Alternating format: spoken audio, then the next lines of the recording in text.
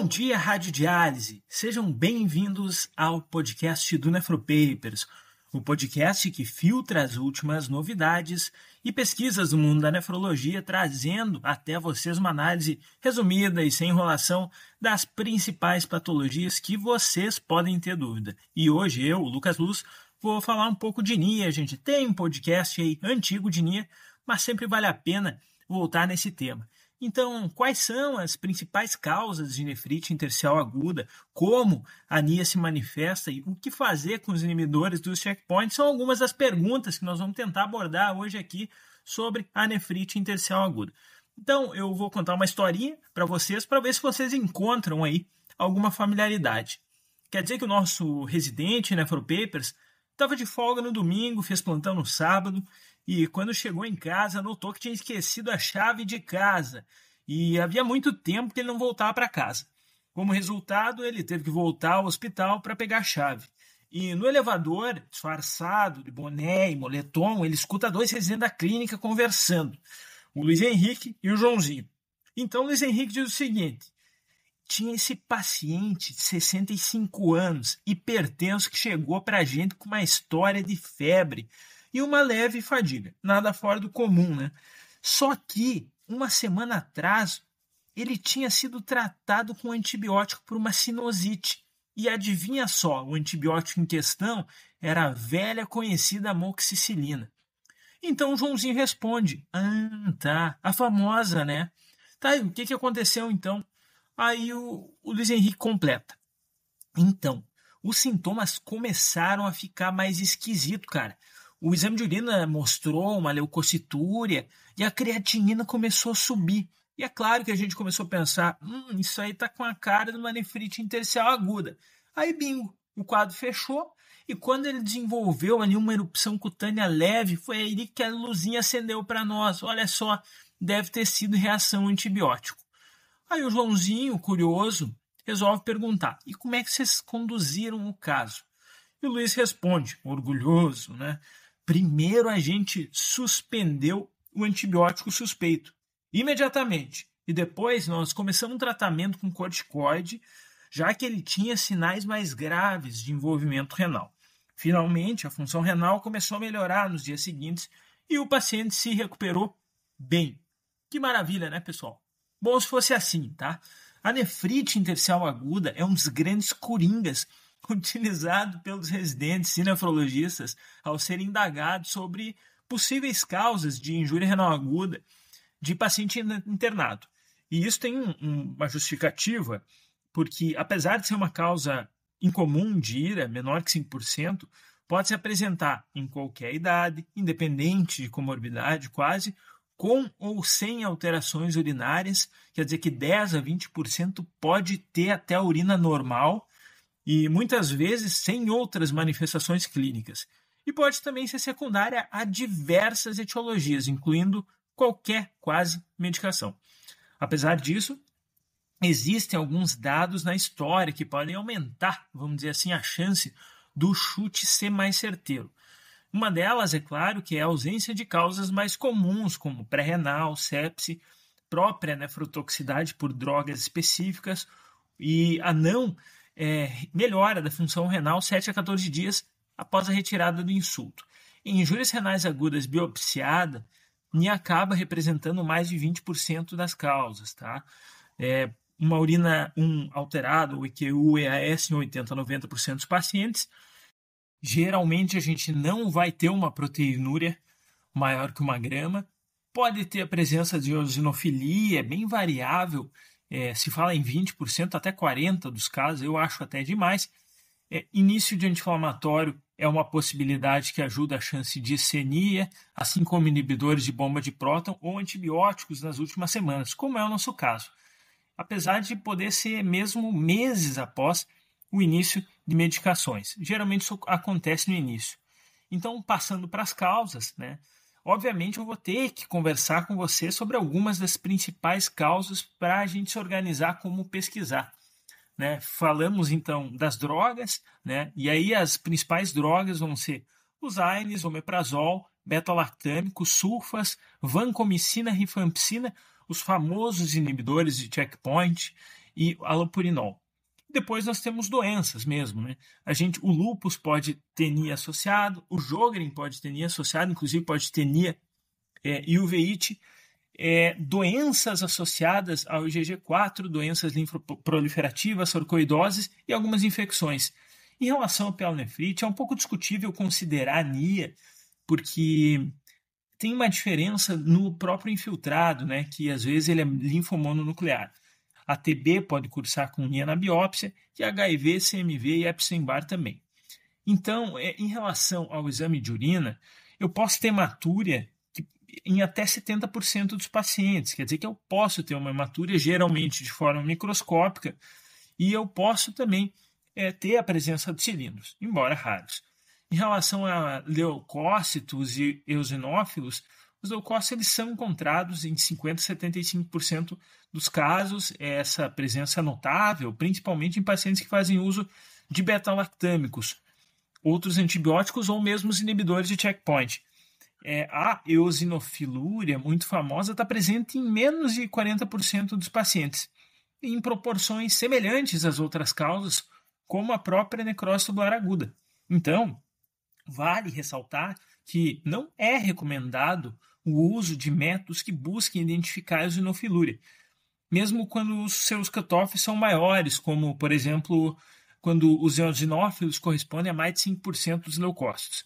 Existem até alguns métodos para melhorar essa análise, aí, como o método de Hansel.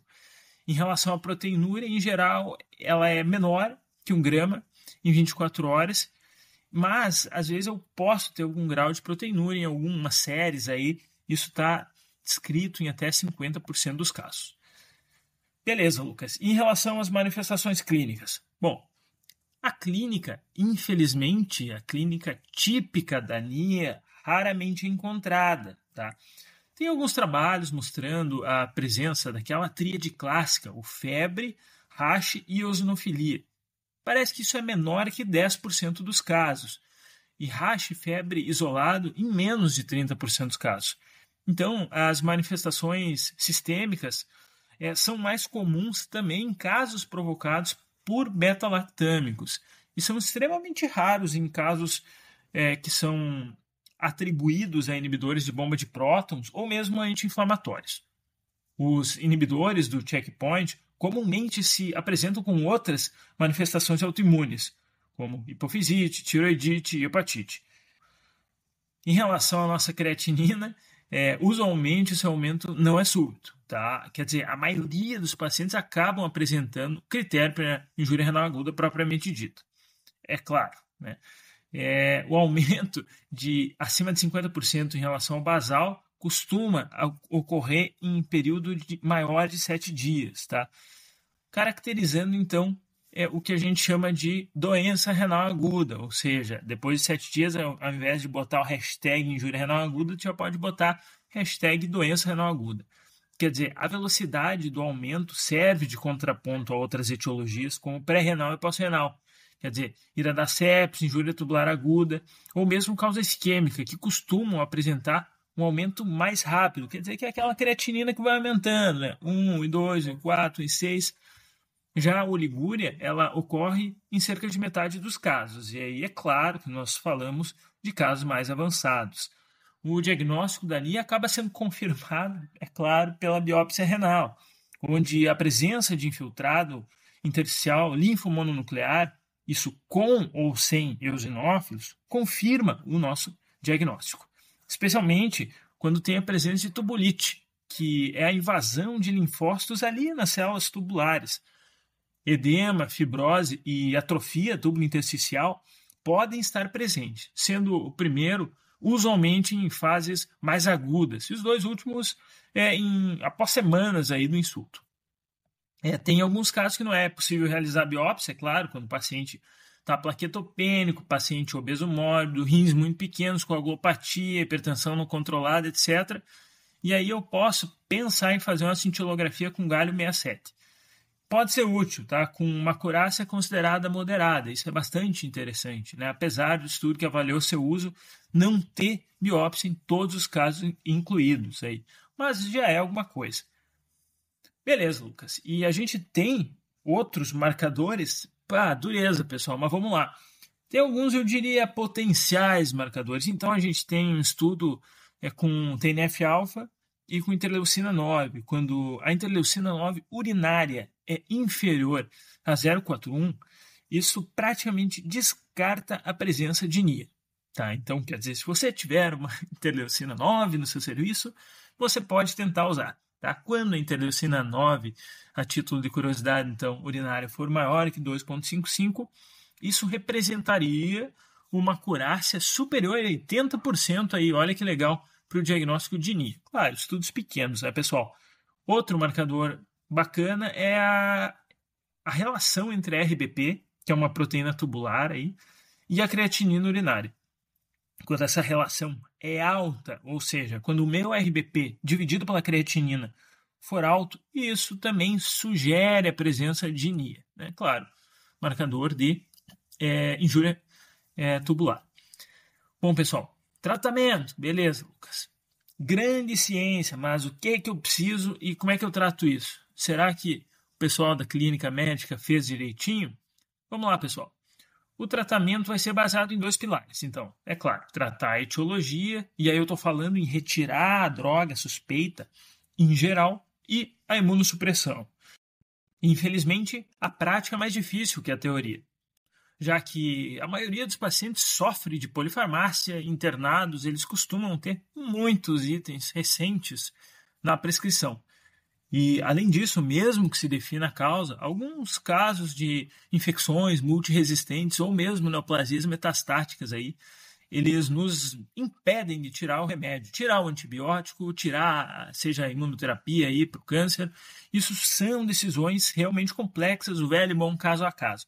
Apesar dessa dificuldade, nós tentamos usar algumas dicas, né, para ajudar. Lembrar de anti-inflamatório, lembrar de BP e inibidores de checkpoint. Esses aí costumam precisar algumas semanas para provocar a ira. Lúpus, IgG4 e anti-inflamatórios são algumas poucas causas que podem causar anemia e também causar a síndrome nefrótica. E antibióticos, e principalmente beta-lactâmicos, esses aí sim, esses podem provocar aquela anemia precoce e mesmo com sintomas sistêmicos aí. Os inibidores de checkpoint, eles apresentam maior risco de anemia quando são feitos de uso combinado, quando eu tenho um anti-CTLA4 junto com o anti-PD1. Né? E quando eu tenho um uso concomitante de BP e também quando eu tenho a taxa de filtração glomerular estimada de base menor que 30 já. Além, é claro, de quando eu tenho outras manifestações autoimunes aí, hipofisite e assim por diante. Essas são apenas algumas dicas, né? A verdade é que precisamos sempre reavaliar o que é e o que não é medicação essencial em qualquer prontuário, o que pode ser substituído, já que o diagnóstico da doença relacionada ainda não é tão possível. Muitas vezes não podemos bater o martelo e dizer, olha só, a anemia é por conta dessa droga aqui. Isso não é possível. E para piorar, claro, tudo sempre pode piorar, né?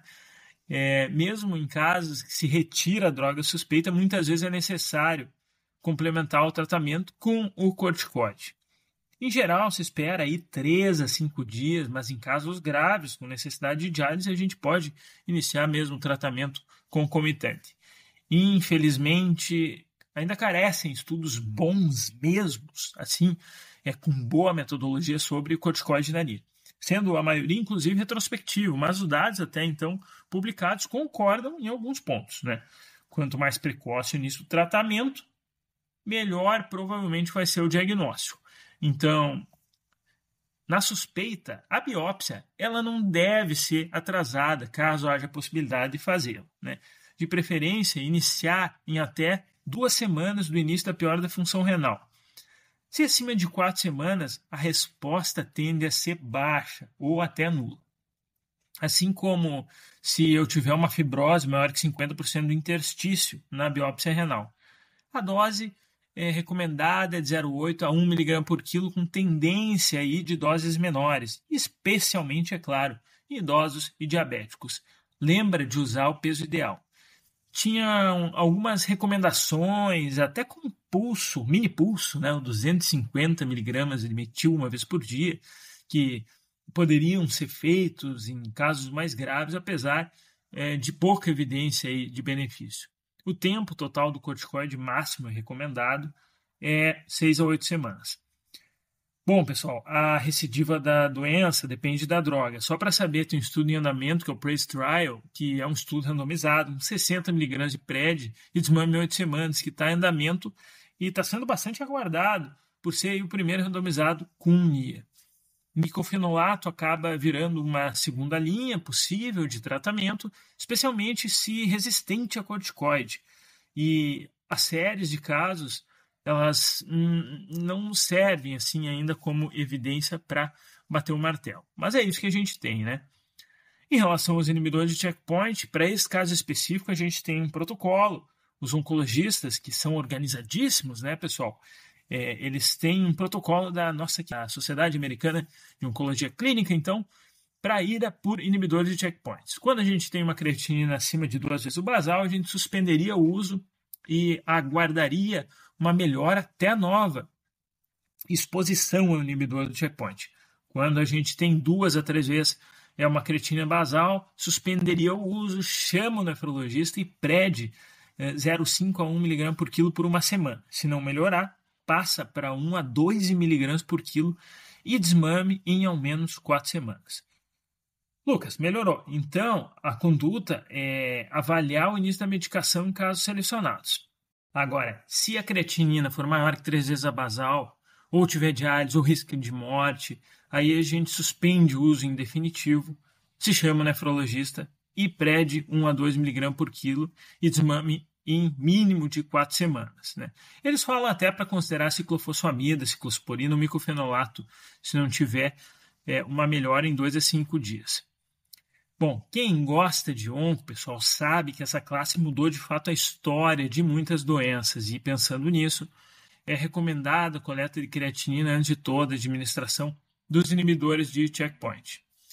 A ASCO considera, então, um diagnóstico de NIA provável, e aí é claro que eu estou falando sem biópsia, quando nós temos 2 dias seguidos com injúria renal aguda, pelo menos um CADIGO 1, com ausência de outra etiologia e com uma leucostura, um leucócito maior que 5 por campo, ou mesmo a eosinofilúria. Poxa, Lucas, mas tu não falou agora há pouco que o eosinófilo não era tão definidor assim? Bem, pessoal, e não é, mas foi o pessoal da ASCO que escreveu, viu? Dessa vez não fui eu, não. Beleza, Lucas, mas eu gosto de ciência. Então, se tu é malandro e segue o Nefropapers aí por todas as páginas, você também deve saber aí de um exame chamado teste de transformação linfocitária. Isso está sendo testado com o objetivo de definir a droga, com alguns resultados até já positivos. É bem interessante, ele até avalia o grau de proliferação de linfócitos após a exposição. Exposição, no caso, a alguma droga suspeita. Beleza. E chegando no fim, então, falando um pouco sobre o prognóstico, os pacientes com anemia, infelizmente, têm um prognóstico que não é tão bom assim, com cerca de metade dos pacientes se tornando pacientes com doença renal crônica e com algumas estimativas até considerando como uma etiologia responsável por até 3% de todos os pacientes com doença renal em estágio terminal. Como cada vez mais pacientes hospitalizados com polifarmácia estão por aí, a tendência ao longo do tempo também não é diminuir a prevalência da condição. São dados que não são bons, considerando que trata-se de uma das poucas causas que seriam até de fato curáveis.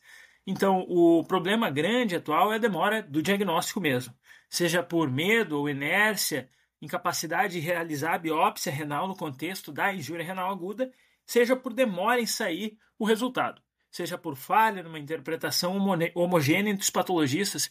Isso também acontece por uma falta de padronização aí de critério para definir a NIA. Vamos lembrar que toda essa discussão de corticoide, ciência, de dados, de tratamento, nada vale se a gente não chegar no diagnóstico. E nesse sentido, é de suma importância, então, um alto grau de suspeição. E com indicação de biópsia renal, em qualquer paciente, na verdade, com injúria renal aguda de causa a esclarecer, ou que não apresentou evolução esperada, ou apresentou uma evolução desproporcional a um insulto que foi sofrido há 7 ou 14 dias atrás, né? Vamos considerar aí uma melhora da causa de base, o paciente não evoluiu bem. Então, a mãozinha da biópsia aí tem que coçar, viu, pessoal? Fiquem alertas. Esse podcast tem o objetivo de educação médica. As informações aqui prestadas exprimem as opiniões dos seus integrantes no momento da gravação. Não esqueça que a medicina muda constantemente. Não esqueça de nos avaliar nas plataformas de podcast e deixar a sua opinião e críticas nos comentários em Instagram. Isso nos ajuda a melhorar e expandir nosso trabalho para mais pessoas. Não utilize as informações ouvidas aqui como conselho médico para si ou para outros. Em caso de necessidade, procure opinião médica direcionada.